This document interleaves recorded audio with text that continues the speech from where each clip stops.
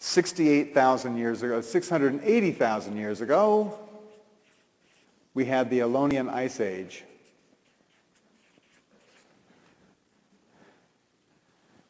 During the fifth night.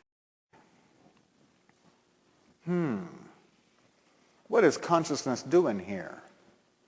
It looks like we're getting supplied exactly what we need to go to the next step, doesn't it? Doesn't it? Okay, up here, 40,000 years ago, in the cultural cycle, was the development of art. Cave paintings, stone carvings, wood carvings, some of the petrified wood carvings they found. Art. There were tools way back here, but art. Art was very, very important because art was the consciousness of future. It was the first expression of future. You know, they didn't sit around the fire carving this effigy of a pregnant woman. You've seen that goddess, right? They didn't sit around carving that because somebody had become pregnant. They were doing it so that there would be pregnancies. They didn't stand there and paint on the walls what they had just done with the bison. They were stating that as a prayer. It was magic. It was shamanism. They were predicting their future. Why did a caveman wear a bear claw on his, or tiger's tooth or whatever? It wasn't so much a totem of what he had accomplished. It was so the next time he met a bear, he'd go, look at that. He was looking into the future to use that power in the future for his survival. And that's what art was all about. It wasn't decorative. It was shamanic for the future. Then, 32,000 years ago was the fifth night. And what happened 32,000 years ago? Neanderthal went extinct.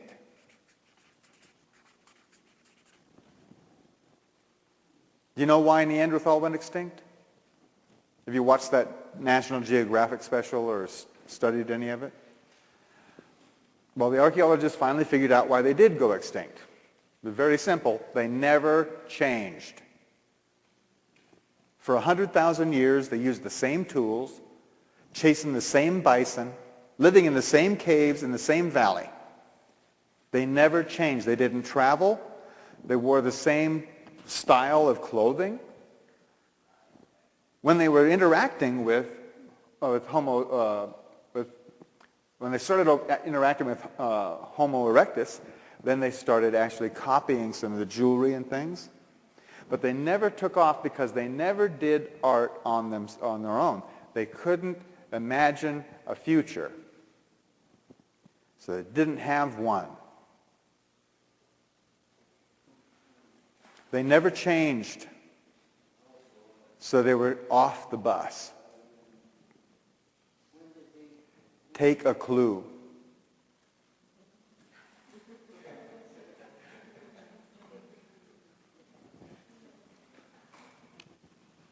Okay.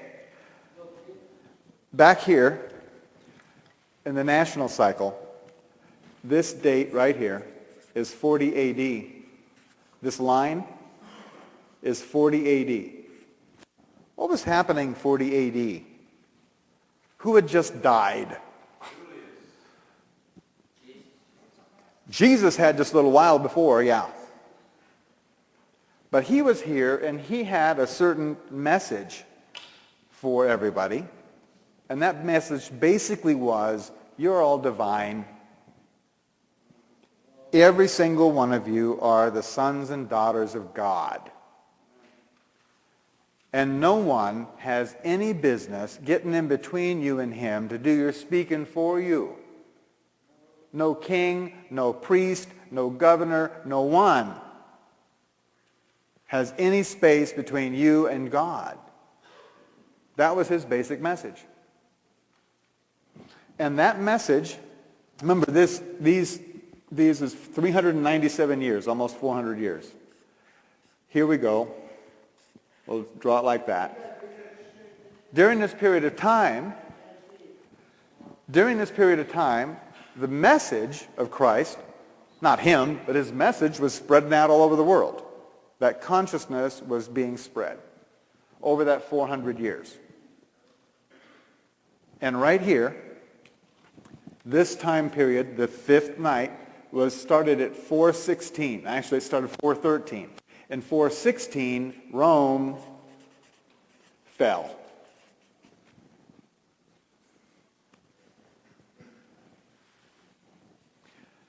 The most powerful nation on earth, the empire of Rome, fell.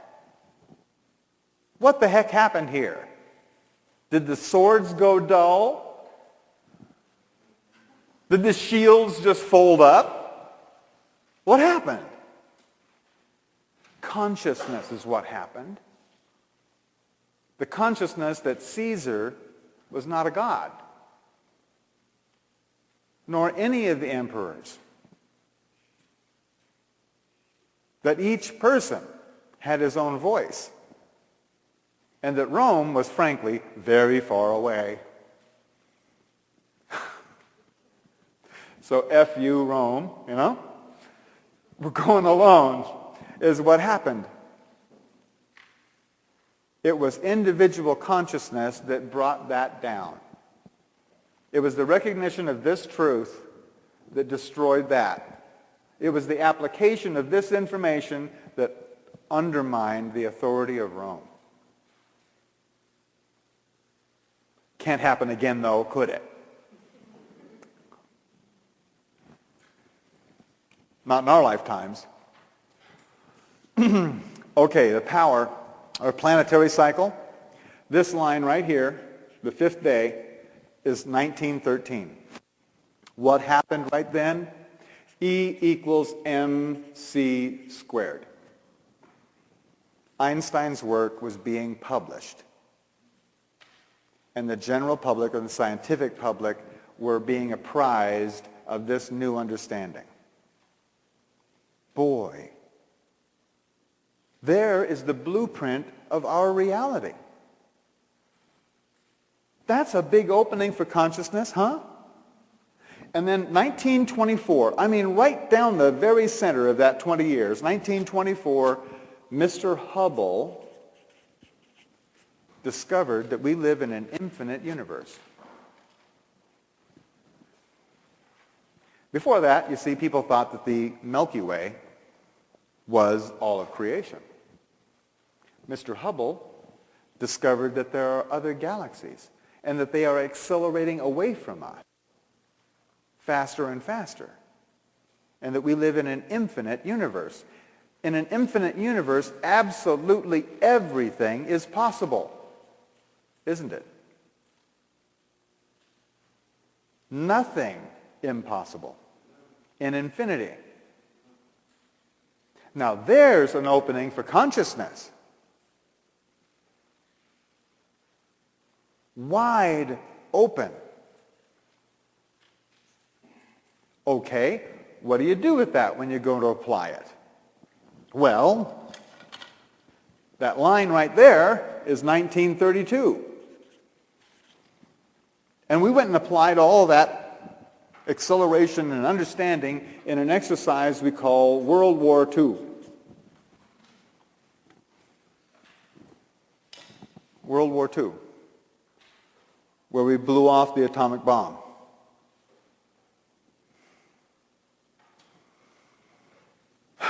And brought upon ourselves the weight of the responsibility that we could be the last.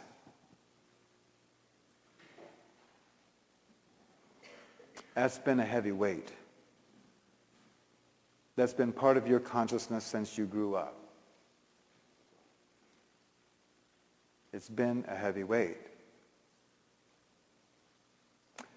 But I do want to point out something very important. As bad as all that waste and horror of World War II, it sure as hell wasn't 250 million years of meteor bombardment, was it? As a matter of fact, in World War II, 97% of all life did not go extinct, did it?